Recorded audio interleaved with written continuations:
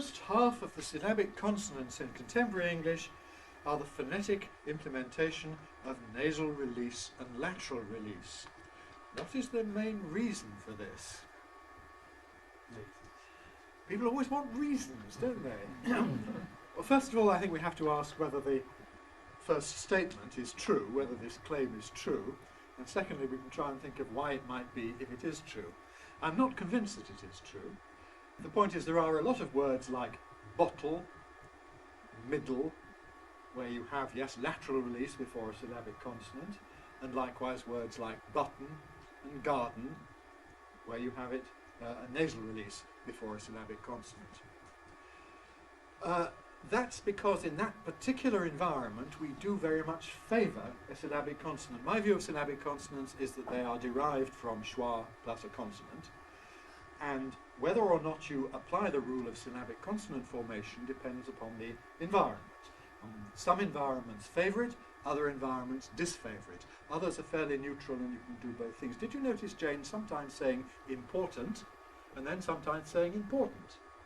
Well, she was thereby demonstrating that both options in fact apply in the environment you're talking about. I'm a very useful example, aren't you? Yes. This is what she doesn't like when we talk about one another. But that means that even though this is an environment that admittedly favours it, it doesn't favour it in the sense of making it obligatory. It just makes it relatively likely, but not obligatory. There are many other environments where, again, there's a choice. I was thinking about fricatives, a preceding fricative.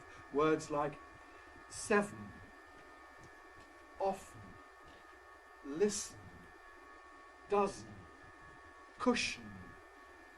Now, I think I tend to use a syllabic consonant there, but there are plenty of other people who say seven, often, cushion, and so on.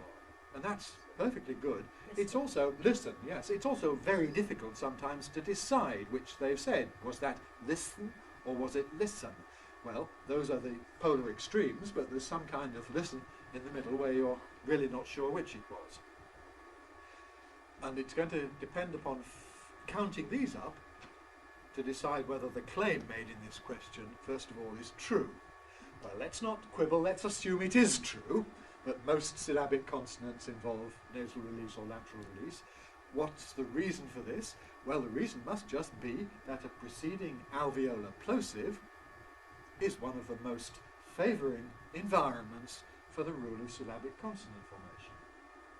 If T and D favour it much more than other possible preceding consonants, then inevitably you're going to get lateral release and nasal release, because if it's a P or a B or a K or a G or a Ch or a J or a fricative of some kind, well then it's not going to give you these special releases. And if the claim is true, then you don't get it so often in those environments. So it's a kind of circular thing.